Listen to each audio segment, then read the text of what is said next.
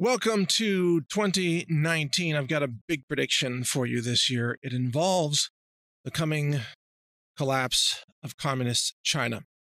I don't mean that China is going to collapse in the year 2019. What I mean is that this is the time where we're seeing the acceleration toward the collapse. And the collapse itself could take many more years, even 10 more years. But it's now apparent to me that the financial leverage that's, the debt that has been mounting up in China is going to be catastrophic for that nation. And that the globalists who are trying to crash the U.S. economy by raising interest rates so that Trump gets blamed and not reelected in 2020, that campaign is going to have an effect that could cause a massive economic crash of communist China. Mirroring in many ways the Japanese market crash of 1989.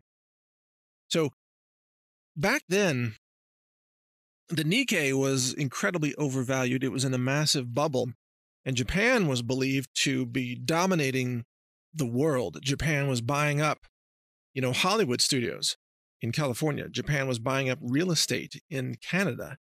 They were buying real estate in Australia. I was actually in Australia at that time. And I remember talking to locals there about, the Japanese are going to conquer the world. They lost World War II, but now they're going to take it over through real estate. I mean, I was there. I was in Manly. That's the name of a city near Sydney. And, Japan was taking over financially, but it was all happening because of this irrational combination of a stock market bubble and a real estate bubble. Tokyo real estate was incredibly overvalued. I mean, the bubble was so big, I don't even think it's recovered to this day. How many decades later is it now? Same deal with the Nikkei. It was unreal. But because of all of this apparent wealth that was created through, debt creation, essentially, Japanese individuals and companies were able to go around the world and purchase up many other assets because Japanese banks would loan them the money based on the apparent value of their local assets, i.e. Japanese stocks or Japanese real estate. So a local bubble, this is crucial for you to understand, a local bubble resulted in global financial dominance on a temporary basis by Japan. And this is exactly what we're seeing now with communist China. So China is buying up everything. You've seen this, China's buying Hollywood studios. China's buying real estate. China is buying or attempting to buy interest in many U.S. corporations. And they're succeeding in it right now. But it's all an extension of the massive Chinese bubble. A bubble that's not based on reality, a bubble that is irrational and that's going to burst. And the bursting of that bubble can be initiated by the same events that the globalists are putting in place to try to crash the U.S. stock market and blame Donald Trump. So you might even say that communist China is going to be collateral damage. It's not intended by the globalists to crash communist China, but it could be a very obvious effect of their attempts to crash the U.S. stock market for political reasons. Now, at the same time, all that's happening, China is also about to suffer a massive environmental collapse or ecological collapse. The level of pollution that is so prominent throughout China it has now infected its people for about 2 generations. Now, this is also really key to understand because once you get chemical contamination for 2 to 3 generations that is severe, then it begins to strongly interfere with your ability to sustain as a population. And this is because when young girls are born, baby girls, they are born with all of the eggs in their body that they will ever have in their lifetime. And, those eggs, if fertilized, go on to create their children. But a baby girl is born with those eggs in her body, which means it's the nutrition of her mother that creates the composition of those eggs. And so what it means is that nutrition of today has a direct impact 2 generations later because it's forming the eggs inside the body of an unborn female baby who's developing inside the body of a mother-to-be who is alive today and eating contaminated food today. So you see what I mean? You're projecting the pollution 2 generations. Like, just 1 generation away might not be as impacted, but 2 generations away is much more heavily impacted by today's pollution and chemical exposure. I guess I should have said that up front.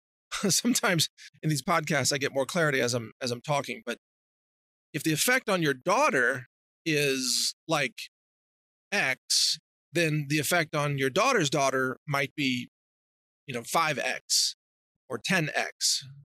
It's a greater effect 2 generations away rather than a reduced impact. And not a lot of people think about that, which is why they think they can get away with pollution for some period of time, but then it kicks in like another generation later and they go, whoa, what happened? How is it suddenly worse? Well, it's because you were able to get by 1 generation without the full impact of it. And to explain that even more, I should almost diagram this out, but think about the daughter that's born, the baby girl that's born, with the eggs in her body, but then she grows up and also lives in a contaminated environment. And then she gets pregnant from a man who is also living in a contaminated environment. So his sperm have mutations, her eggs have mutations, and then she herself has chemical exposure that causes more mutations in her offspring that's developing in her body. So you start to get multi-generational cumulative effects. And this is how you can see a collapse of fertility, a collapse of viability. You can see exploding rates of cancer. You can see higher rates of infant mortality, immunosuppression, neurological suppression. All of these things China is starting to face. And it's because they ramped up so much manufacturing and pollution just in the last 2 generations. So they're only now on the verge of really starting to see the full impact of the massive poisoning that they have unleashed on their own people. So you combine these 2 things, massive ecological collapse, which would also collapse the birth rate, the birth viability, the health of the masses and so on, combined with the economic collapse, the collapse of debt. In the aftermath of this, you are going to see the rise of attempted revolts, revolutions in China. There are groups that have been suppressed. There are groups that have held back because China is a speech police state. It's a surveillance state. You have social credit scores. If you dare say anything against the regime, you are punished, you're executed. You have your organs harvested. They murder you. The state kidnaps you, steals your organs, and murders you, and then they sell your organs on the black market. That's China every day. There are many people who want to see the Chinese corrupt leadership overthrown. In the scenario of an economic collapse and an ecological collapse, the decentralization opportunities will be widespread, and central control over the country will be weaker. You see, China enforces central authority over many, many regions that would rather be separate. And this is why when China ultimately does suffer this revolt, it's going to break up like the former Soviet Union. You're going to see the balkanization of China. You're going to see regions breaking off and declaring independence. You're going to see brutal crackdowns attempted by the communist regime government. You're going to see a lot of bloodshed. You're going to see revolutions, uprisings, lots of things. This is all coming. And in the end, China will no longer be the country that it is today. And I think that 2019 is the year that this eventual effect or outcome has become inescapable. It's going to happen. And again, it may take a long time. The Chinese regime may be able to suppress and oppress its own people for a very long period of time to prevent them from obtaining anything resembling freedom. They crack down on freedom of speech. They control social media. They control search engines, all that stuff. They have a police state information system. But ultimately, that system will fail when the economic authority fails. And that's what we're looking at. That can bring down, like the former Soviet Union. That's what brought them down. And ultimately, one day, too, that's going to bring down the United States as well. Yes, there is a day coming when the United States of America will fall in terms of its central authority. And that will probably happen when the US dollar collapses and the fiat currency, vanishes. It's game over. The dollar is dead. That means Washington, D.C. is weak, and you'll see regional secession, or states will separate themselves, like Texas or California or who knows what. So in the big picture here, the long-term theme is massive decentralization as globalist powers that only exist because of artificially centralized controlling authorities fall apart and allow more regional areas to declare their own sovereignty and to run their own local governments. In other words, states' rights in the United States, or the equivalent in China, would be regional sovereignty. Now, think about how the globalists are working against this. The globalists want one global central authority. That's what they want. And that's why they're so, insanely angry at President Trump and anybody who wants to defy the European Union, such as the voters who voted for Brexit. The United Nations and the globalists, the only way they can succeed is if they have absolute global domination, where people have surrendered to them all around the world. This is why Angela Merkel has called for this recently out of Germany, saying that all nations need to give up their sovereignty. They need to open their borders and they need to surrender to globalist control. She said almost exactly that. It's a slight paraphrase, but that's what she said. The globalists are working against the march of history, though. People want to be free. People want to return control to local control.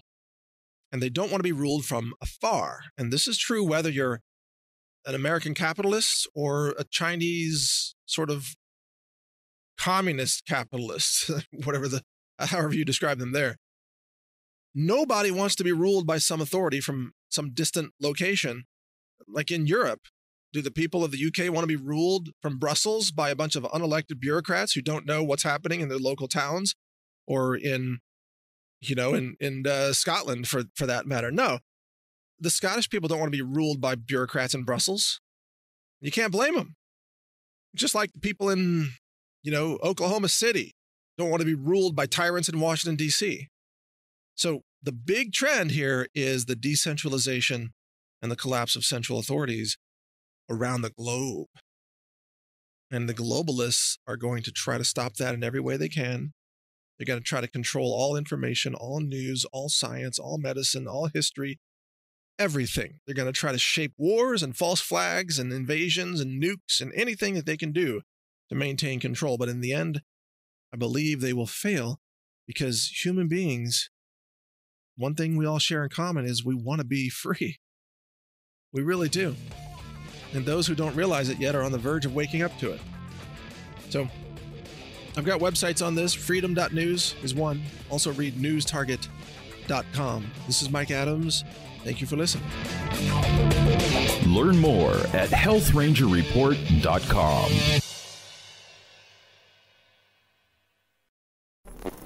Thank you for watching. If you want to support our mission, visit us at healthrangerstore.com for the world's largest selection of lab-verified superfood and nutritional products for healthy living. It's at healthrangerstore.com.